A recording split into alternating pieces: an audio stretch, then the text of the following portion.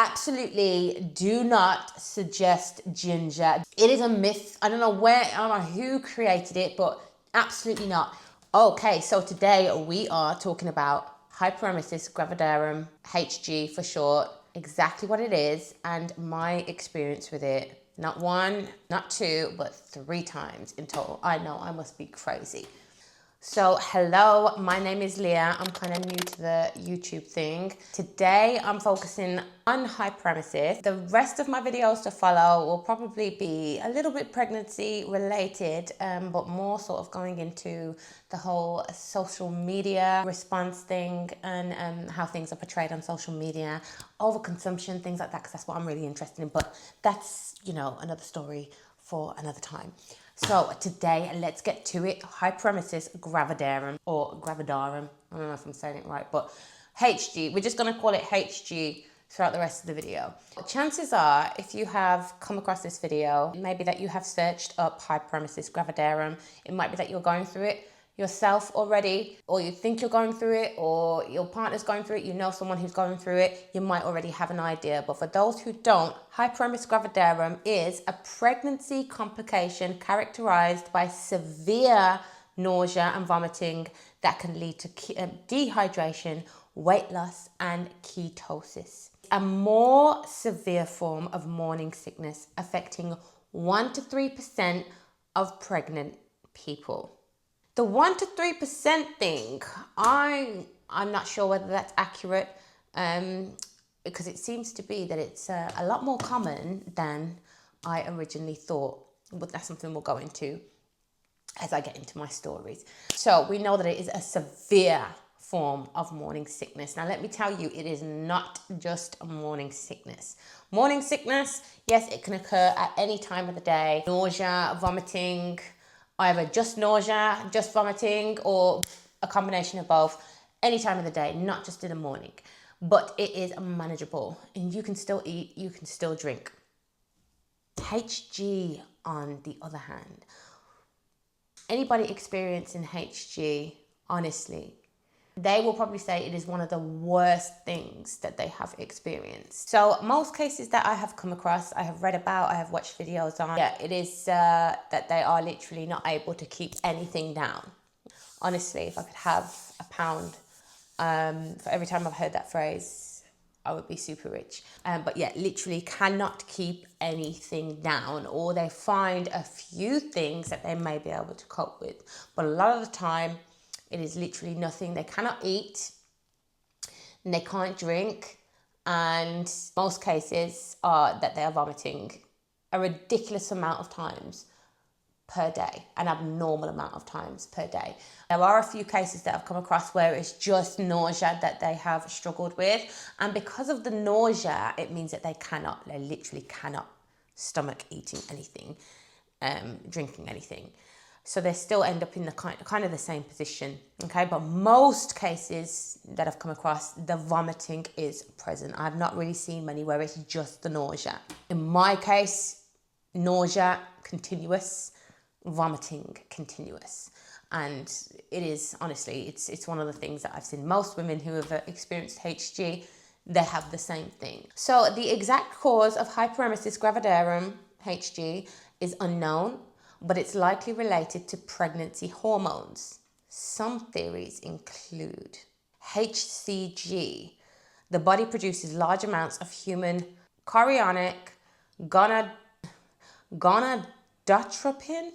okay, HCG anyway, quickly during pregnancy, and some studies show a correlation between higher HCG levels and HG. Okay, so it could be down to the HCG levels during a pregnancy. I would absolutely love to know what the actual cause is, but at the moment, it's just, they can put it down to hormones. There's no real sort of answer. So the time frame for HG, it differs with each woman, with each pregnancy. The worst that can happen is it can occur for the entire pregnancy. Now, my heart honestly goes out to any person that deals with HG throughout the entirety of their pregnancy, because honestly, it is, I just can't explain how debilitating it is. If you're going through it right now, you'll know. If you've been through it before, you will relate, you will know. But to go through the entire pregnancy dealing with severe vomiting and nausea, it's got to be one of the most draining things. And it's got to be one of the worst things for somebody to go through. They would have to be a very strong person to deal with that. Honestly, I take my hat off to them. If you've gone through it and it's lasted your entire pregnancy, then you deserve a medal. Honestly, you deserve some recognition, because to go through it even just a few weeks is torture. So yeah, the worst that can happen is it can last the entire pregnancy, all the way to the end.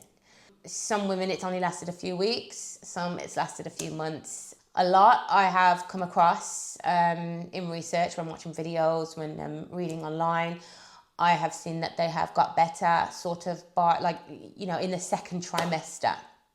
So at the end of the first trimester, going into the second trimester, some of them like sort of halfway through the second trimester. Now that was the case for me. That's something we'll go into when I start telling my story. One of the major things that happens to a person when they're going through HG is weight loss. Because they're not able to eat, not able to keep something down, of course, it means that they are most likely going to lose weight. This can be a drastic amount of weight. In my case, it was. Some, because they can manage to eat some things, like they're still able to manage to just about keep hydrated, perhaps don't lose as much weight. And that's not something that you expect to happen during pregnancy. You expect to gain weight, you expect to be healthy. I can't imagine anyone going throughout the whole of their pregnancy, they must lose a ton of weight. And because of the severe vomiting and obviously the risk of dehydration, a lot of people experiencing HG can end up in hospital and require a IV drip to keep hydrated. That happened to me in my second and third pregnancy. That's when it's got really bad and you literally need to go into hospital to rehydrate and to basically keep alive. Okay, so going into my story now. So I'm going to try and be as quick as I can and go over all three experiences that I have had.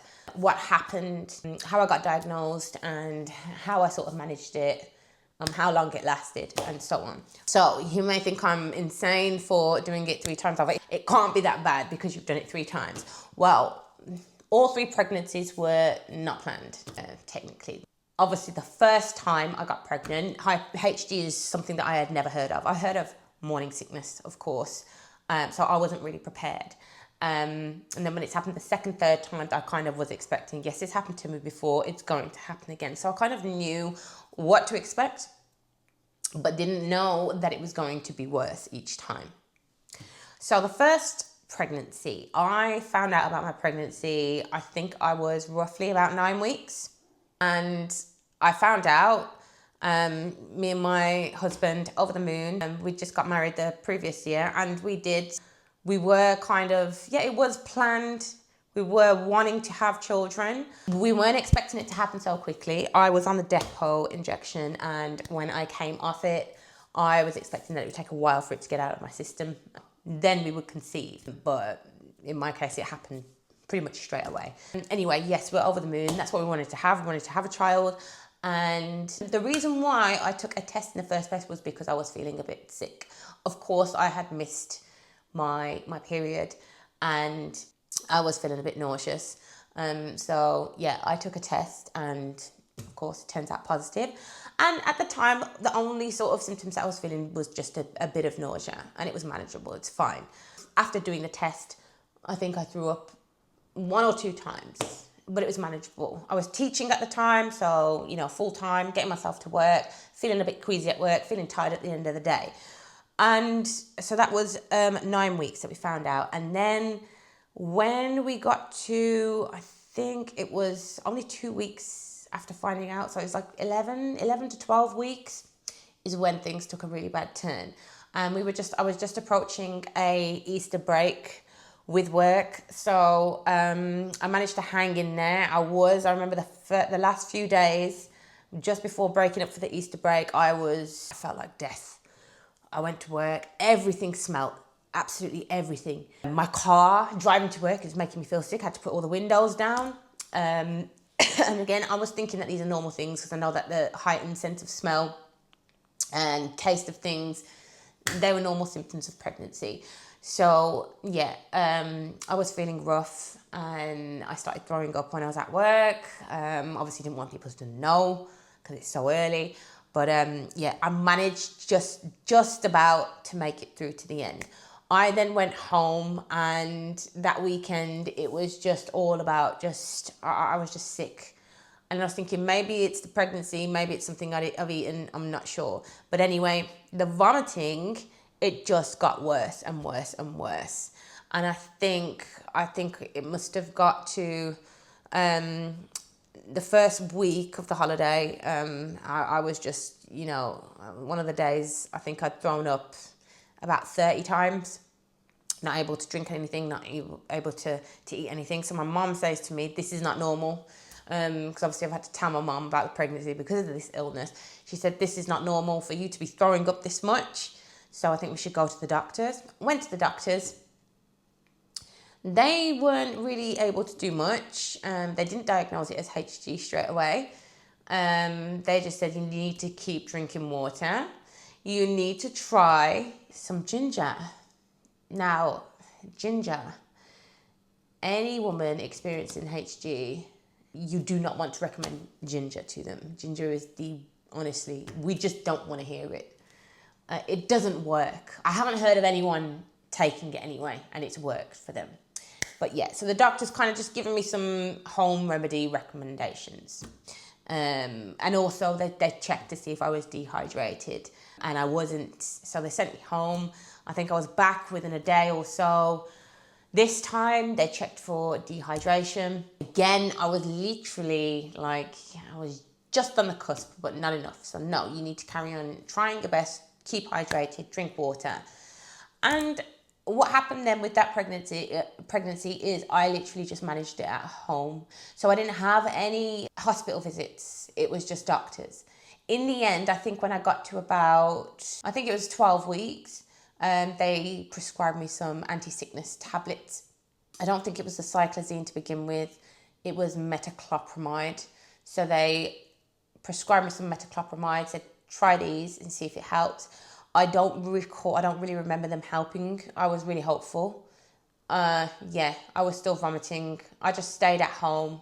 Obviously, I was signed off from work, which was really difficult for me because being a teacher, you worry, you're responsible for X amount of classes, and, it was an exam period. So yeah, it was really rough, but I literally could not get out of bed. I could not. The most that I could do was have a quick shower in the morning, change into some fresh PJs, and just spend the day in bed. Sometimes I'd make it downstairs onto the sofa and I'd spend the day on the sofa. That's about it. I'd try my best.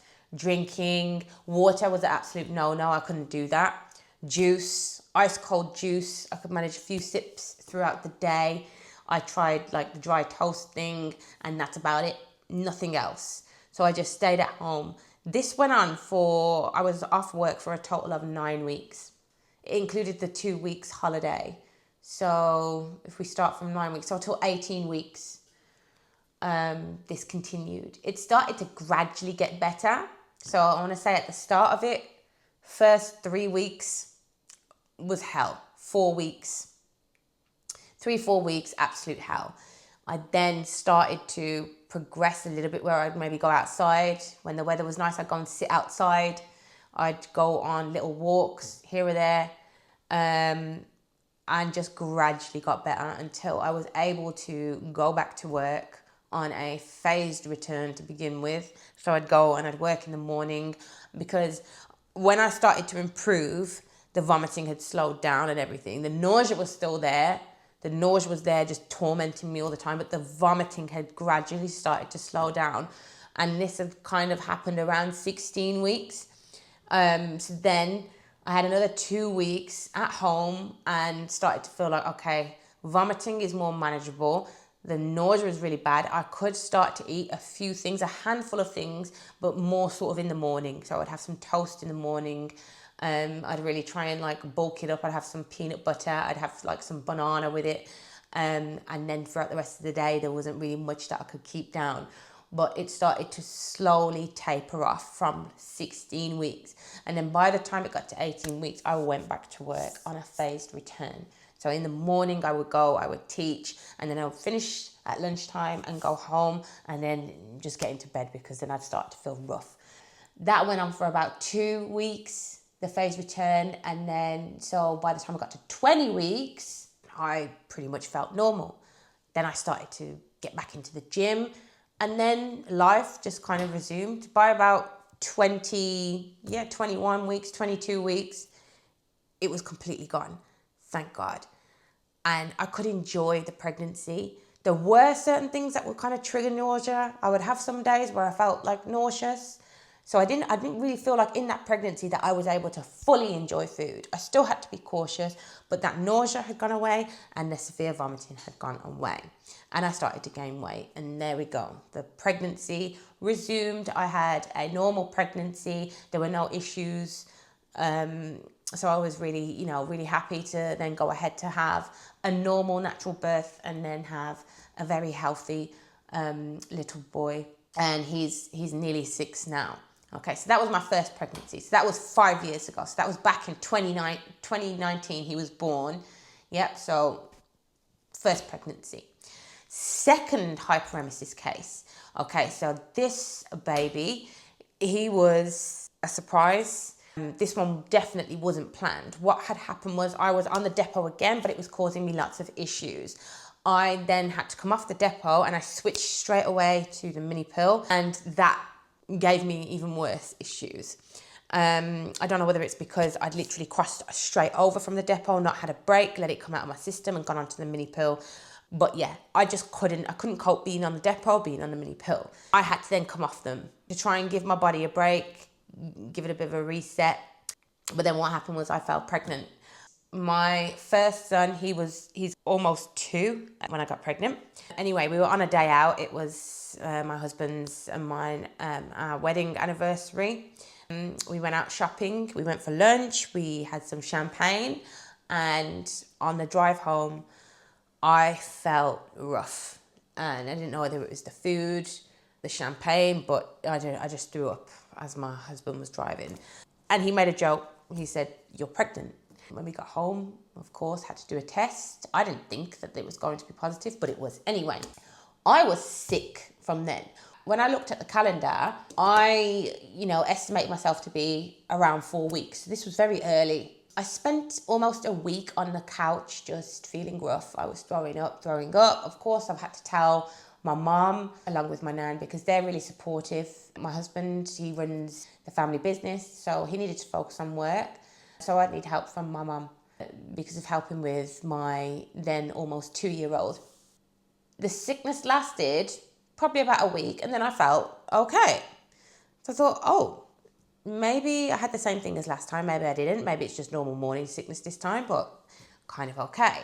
I enjoyed myself for about 2 weeks and got used to the fact that I'm expecting another baby. And then things just took a turn for the worse. And that HG feeling from the first pregnancy just came back and just hit me. It was a very difficult time because I had got a child this time to deal with, whereas the first time round I had no responsibilities and I could just stay in bed and sleep and that's it. But this time there was a little child involved and it made things a lot more difficult. So I needed support from my mom. It made things a little bit difficult for my husband because he was then having to do more things. The things that I normally would do, he had to sort of take over and ended up basically being like a single parent because I could do nothing. I was vomiting continuously. I couldn't get out of bed. I wouldn't get out of bed. I vomited so bad that I was pulling muscles in my stomach. I remember that feeling, it's horrible. And I had burst blood vessels on my eyeballs. It was rough. This started at about 6 weeks. I've had to go to the doctors. They've prescribed me some cyclizine. The cyclizine didn't help. It just made me really drowsy. I would take the cyclizine and I would literally feel like I'm moving in slow motion. It would make me so sleepy. It just didn't do anything for me. I then tried metoclopramide, which is what I'd had in the first pregnancy.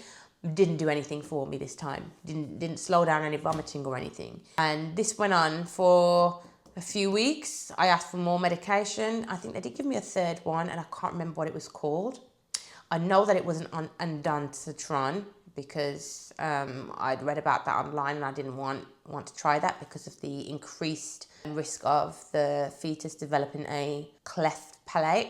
So I was back and forth at the doctors, and then eventually I ended up at the EPU, which is the early pregnancy unit.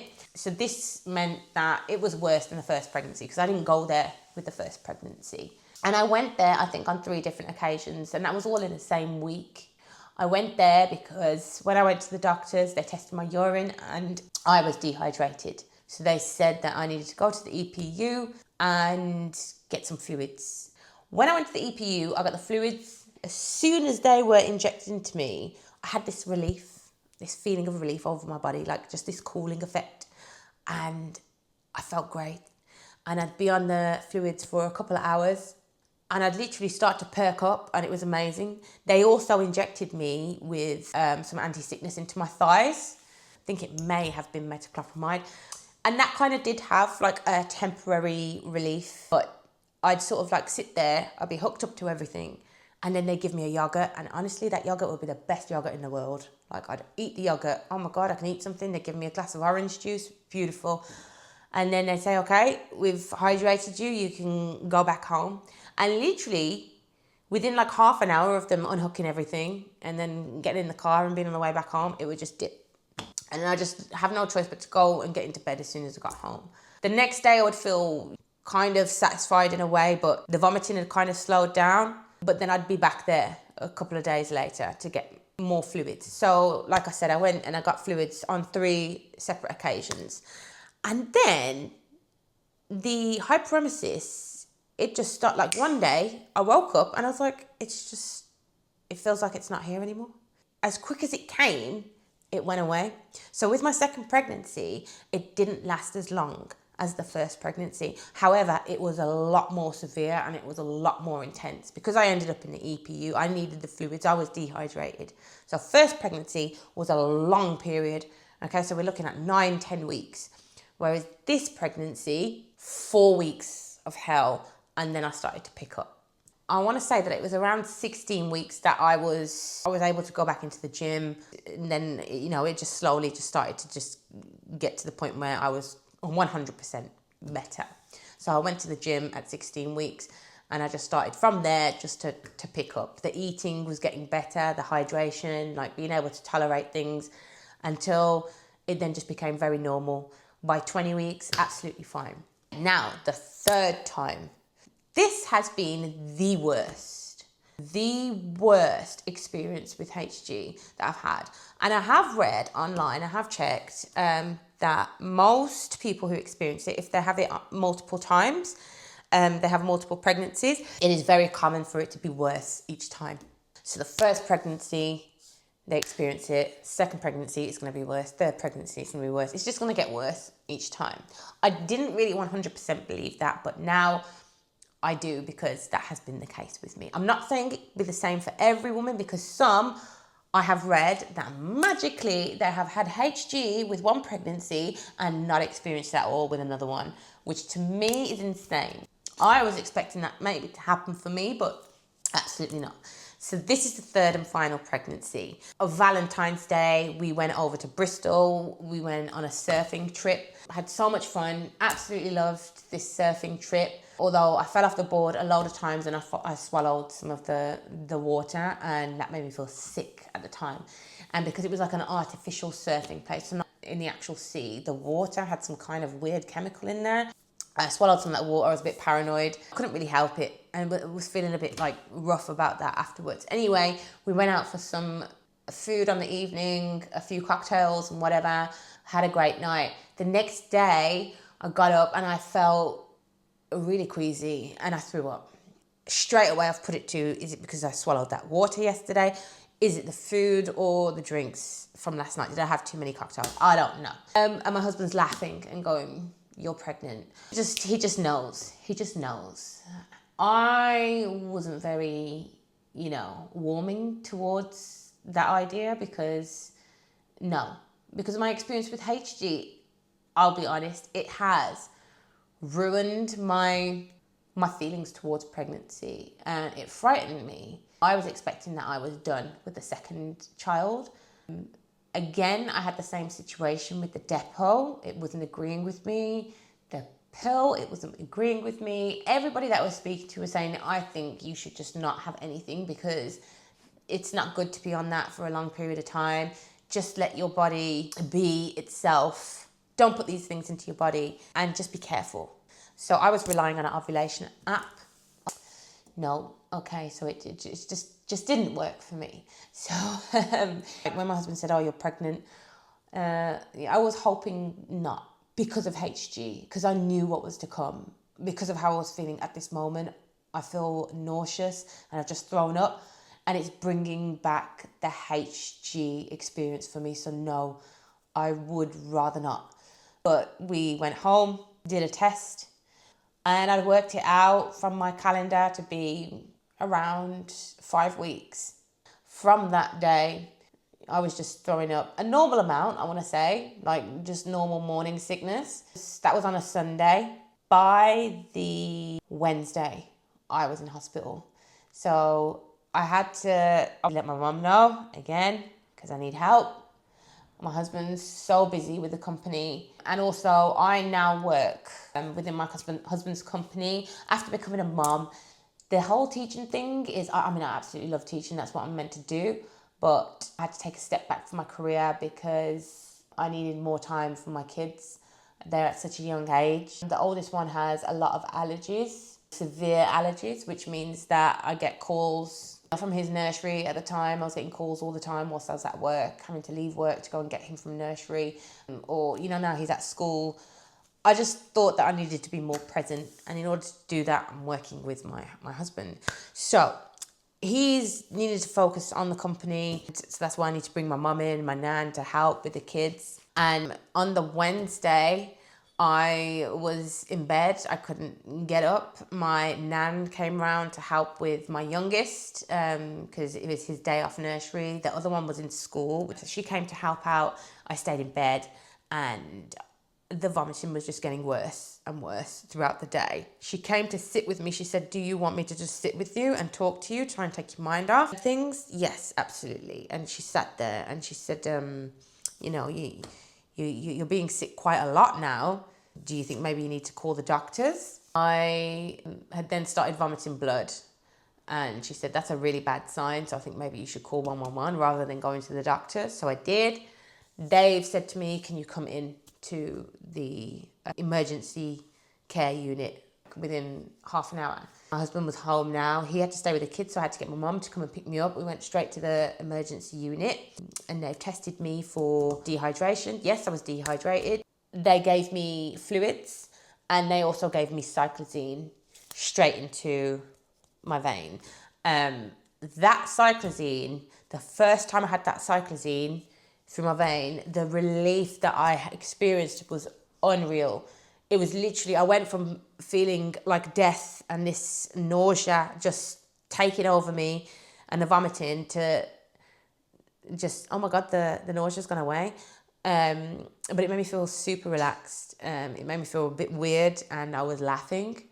So it was a nice experience, to be honest. But it only lasted about 45 minutes and it started to wear off. And they can only give it me, I think it's like every 6 hours. So that's that done. Anyway, they gave me 2 bags of fluids, sent me home. The next day, the vomiting had slowed down. I vomited a few times, not as much as the next day. I was able to drink some ice cold juice, and I had a little bit of toast or something like that. I managed to keep that down. But then the next day, it just went completely backwards. And I started throwing up. So this is the Friday now. Throwing up continuously. If anything, it was worse than the Wednesday. And my husband said, I think that you need to go back to the hospital because you've been sick now probably nearing on about 40 times, between 30 and 40 times. They were timing it, him and my nan, and it was like a 10-minute break between vomiting, and then it went down to 5 minutes, and it was just continuous. And they're like, how are you able to vomit so much when you're not even eating or drinking anything? It's just insane. And of course, the blood started happening again. So then, yeah, me and my husband, we ended up in the emergency unit. We were there for ages waiting. And finally, I got admitted to a ward. And they said that I had ketones. And my dehydration was that bad now that they need to keep me in. And they need to keep me hydrated. I ended up being in hospital for a week. It was a tough time, a very tough time, a very lonely time, because I was on a unit, on a ward that was not just, it wasn't pregnant women, it was, I think it may have been like an overflow, so there were about 6 patients in there that were there for different things, and we were all sort of like separated with our curtains and things, so it was very difficult. Now and again they'd open up the curtains and you could, you'd communicate with some of the patients. It was a lot, and for me to be on a ward constantly vomiting and feeling conscious of that was a horrible experience, because you feel horrible that you're there just making all this noise and vomiting into a bowl and they're listening to you. It's not nice at all. I had my family coming in and visiting me and everything. I felt awful because I wasn't there able to care for my kids. My husband was literally on his own, but he had the help of my mum and my nan. Of course, my mum works, so it was, certain hours of the day she was able to come and help. So yeah, it was rough, very rough. I lost a lot of weight. At the start of this 3rd pregnancy, I was in a very good position physically. I felt really good about myself. I am a gym rat. I absolutely love the gym, and I had got myself to a very healthy weight. I was 67 kg. It's around the 10 stone mark, I think. And for me, that was really healthy. It was mainly muscle. I was working on my weightlifting, and my diet was really good, high protein. I was really focused on building muscle. So I was at a very healthy weight. I went down from 10 stone to 8.5 stone in that first couple of weeks. When I was in the hospital, they weighed me and I was 8.5 stone. I completely lost all of my muscle and I was just wasting away. I couldn't keep anything down. I couldn't drink. I had to have the fluids in order to keep me hydrated. They kept saying, can you try sipping something? It would just come straight up. It was very depressing, a very dark time for me, to the point where I was considering not going ahead with this pregnancy. I didn't think that I could continue with it. So this was the point where I realized it was the worst one for me, because I was considering just not going ahead with it. At this time, when I was in hospital, I was 6 weeks. My head was elsewhere. I just wanted this nausea and this vomiting to go away, because it was the worst one that I was experiencing. Honestly, I cannot explain. I literally couldn't communicate with anyone. People coming to visit me, it was hard for me to hold a conversation with them, because all I could focus on was how sick I felt. It was hard, it was terrible. My phone kept going off. There was people messaging me because they hadn't heard from me. I couldn't read off my phone, so I just couldn't read the messages. I didn't communicate with anyone. The most I could do was answer my phone, and it was just when my husband called, when my mum called, when my dad called, that's it. When my nana called. The ones that were helping me out in this situation, because I knew I had to communicate with them. Otherwise, I literally would just lay there in that hospital bed and I would sleep. I was on the cyclazine. The cyclazine would give me temporary relief. As soon as they injected it, it would make the nausea taper off, and that was enough for me to then go to sleep. So that's what I'd wait for. I'd wait for that cyclazine dose. I would have it and then go off to sleep, and I would sleep as much as I could, because sleep was the only thing that helped me manage it. Sleep was the only time when I wasn't feeling nauseous and when I wasn't vomiting. And the nurses would have to come and wake me up. They'd wake me up for a dose of cyclazine, or wake me up to take my blood pressure, to take my stats. And that's it. I literally spent most of my time sleeping. If anyone came to visit me, I'd be asleep when they arrived there. Most of the time they'd wake me up. It was insane. The lady would come round to serve food 3 times a day, breakfast, lunch, dinner. I refused. First few days, I went 3 days without eating anything at all, without even trying to eat anything. 3 days, no food. I was just on the IV fluid, and the nurse said to me, we need you to try something, because in order for you to go home, you have to show us that you can orally drink something yourself and eat a little something. Once you're able to do that, we will be able to let you go home.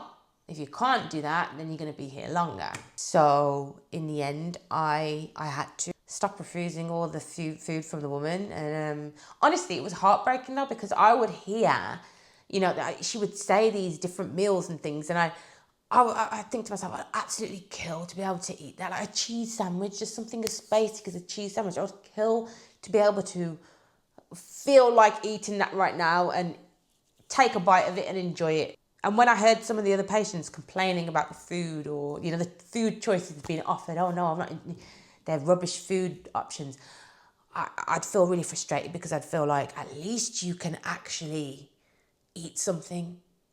I can't eat anything. So yeah, it was torture. In the end, I decided, okay, I will try some cornflakes. In the morning for breakfast, I went with the cornflakes, and it was just a small bowl, and I managed a few tablespoons of the cornflakes with the ice cold milk. And I enjoyed it. I actually enjoyed it. It was a very slow process. I had to be very careful. I think it was about 3 tablespoons. And I was so happy. I couldn't believe that I'd eaten something. Imagine that. The normal me would be able to eat a bowl of cornflakes within, you know, a couple of minutes. Like, it took me ages to eat 3 tablespoons, but I did it, and it was a massive accomplishment. I also had a few sips of an ice cold Ribena straight from a carton. And it was a massive accomplishment. Nurse is really happy with that. See if you can continue to sip on that Ribena. And I think it was hours that I was sipping on that Ribena for. And to me, that's just insane. When you think about the times that you're able to drink something and eat something and not even think about it, that is a privilege that we all take for granted. It's insane. I would absolutely kill to, you know, just be able to gulp down that Ribena. But it was tiny sip after tiny sip. I had to be very careful, but I did it. After being there for a week, I was able to go home. So by now, it was 7 weeks. When I got home, I wasn't back to normal. I was still vomiting. I could eat something in the morning. I could eat toast. I couldn't drink like tea or coffee or anything like that. Absolutely not. I could have ice cold juice, but only a little bit. So lots of ice, just sip on a tiny bit. Water was still a no-go. Couldn't touch water. Now, oh my God, I can absolutely... Water is all I drink at the moment. I haven't drank squash or juice for ages, just water. Coca-Cola now and again, because that's a craving. But yeah, in the morning is when I would take advantage of being able to eat something and drink something. Rest of the day was not really good. Got to a point where I think I was about 12 weeks and I was able to manage to eat lunch as well. So that's when I realised it was starting to get a bit better. I would have breakfast, and then I got to the point where it was lunch as well, but evening was an absolute no. Evening is where I would go downhill and I'd feel like rubbish. So I even got to the point where I was going on the school run with my husband in the morning, because I felt good in the morning. And then evening, I would have to go to bed dead early. I would go to bed about 6 o'clock, because I'd start to go backwards then. I'd start vomiting. So I didn't bother eating anything on the evening as much as I might have wanted to. I just kept away from it. This went on for a good few weeks. So 12 weeks is where I started to breakfast, lunch, but then terrible on the evening. And that went on to about, it was roughly 18 weeks is when it started to finally go away and I could eat and enjoy food. And then by 20 weeks, completely gone. And we went away on a holiday to Turkey for a week, and I was able to enjoy that. I was able to drink all day, you know, soft drinks, juice, whatever I wanted, and I could eat. I ate all 3 meals a day. I was enjoying my food. And now I'm 25 weeks, and Honestly, I have never enjoyed food so much. Like, I look forward to eating. I need to be careful because I think I never felt like this in my previous pregnancies. I want to eat all the time. One thing some people say online, like when I've read some of the blogs about hyperemesis or the chats with people who've experienced it, saying that like gender could make a difference. They found that it was worse when they were having one gender than the other. It's not something that's been proven, but this time I am having a girl, and I don't know whether that has had a impact on it or whether it's just because it's just normal for it to be worse with each pregnancy. So as you go along, the next pregnancy is going to be worse and so on. Or whether it is because of the carrying a girl, whether this time has been worse because of that, I'm not sure. But yeah, I feel different this time. The HG was absolute hell, to the point where I have decided this is my last pregnancy. I'm not going to do this again. I am adamant this time. That is it now. I can't experience it again. It is honestly the worst thing I have been through, and I never want to experience it again. So this time I've promised myself to enjoy, because now I have got better, thank God. And I'm really grateful that I haven't had to go through it throughout the whole pregnancy. But yeah, I have decided that I'm going to really enjoy the rest of my second trimester and my third trimester as much as I can, because it's going to be the last. But yeah, I don't know whether it's down to gender, whether it makes a difference, because yeah, this was worse and it lasted the longest. So that's my story. My 3 experiences with HG. The one thing that we all say after experiencing HG, it is definitely worth it in the end. Insane to say that, but you forget about it. Once you give birth, you forget. I mean, well, once you get better, it's old news. It's so strange. I'm not saying you can't get some kind of PTSD from it, because there are things that do remind me, things that I was put off permanently. Like, I used to love peppermint tea, but for some reason peppermint tea now, I think because I tried it a few times whilst experiencing HG, it just brings it back for me. Certain smells that trigger it for me, it's more common. It's not so much food, but it's the smell that's familiar, and I think, oh my God, that absolutely irritated me whilst I was experiencing HG, and it triggered my nausea even worse. Yeah, but it goes away, and once it goes away, you have a gorgeous gift at the end. So just think of it that, you're doing it for the baby. Tips that I would give to anyone experiencing HG, you have to hang in there. There is not really much that you can do to cope with it, apart from making sure that you seek medical help. If you are vomiting numerous times a day and you're unable to keep anything down, even water, you need to get medical help. I think the percentage of women online, 1 to 3% of pregnancies, I think it may be more than that, and I think it may be down to the fact that some women do not seek that medical attention. They think that this is just morning sickness and they just deal with it at home. There's way more people I have spoken to who have used that term, HG, which means they have actually been diagnosed. They've said to me, I had HG. Like, they've asked me, oh, how is your pregnancy going? I'm like, yeah, it's great now. It was terrible at the start. Oh, really? That's like me. I had HG. Insane. They tell me that they ended up in hospital and they had an IV drip as well. They were unable to keep anything down. And there's a lot more that I come across. So I think it's a lot more common than it says on the internet. Definitely get it diagnosed. If you think that you have HG, you take yourself to the GP, you take yourself to the emergency room, you get the medical care that you need. The anti-sickness that I was given, cyclizine was the best one for me, but it was only via drip. When they gave me the oral tablets, it didn't do anything apart from make me feel drowsy. It is different for every person. What works for me may not work for another person, but what works for another person may not work for me, vice versa. So definitely try what you can. There are a couple of medications that they say, they have certain risk factors. That is entirely up to you whether you want to take it. Do your research, ask questions about it, and so on. But you want to focus on making yourself feel better and making it more manageable for you. So definitely go and get it diagnosed. Get your IV fluids Secondly, there are like ginger. I mean, it might magically work for you, but I'm pretty sure it's been suggested to you. Ginger, it never worked for me. The thought of it, the smell of it, absolutely not. One of the things that I found that I was able to do was drink ice cold Coca-Cola. Now, obviously, you're not supposed to consume too much caffeine in a day when pregnant, so you have to have, it's got to be limited. But I could have crushed ice with Coca-Cola with a straw and sip on that, and that was magically, like, I was able to keep that down. So that was something that I relied on. I also had watermelon. So these are times like when I came out of hospital, when I got past the, major vomiting, and I was sort of on that recovery period where I needed to find things that I could keep down, that could help me. So the Coca-Cola, watermelon was also a big one. I was able to have watermelon.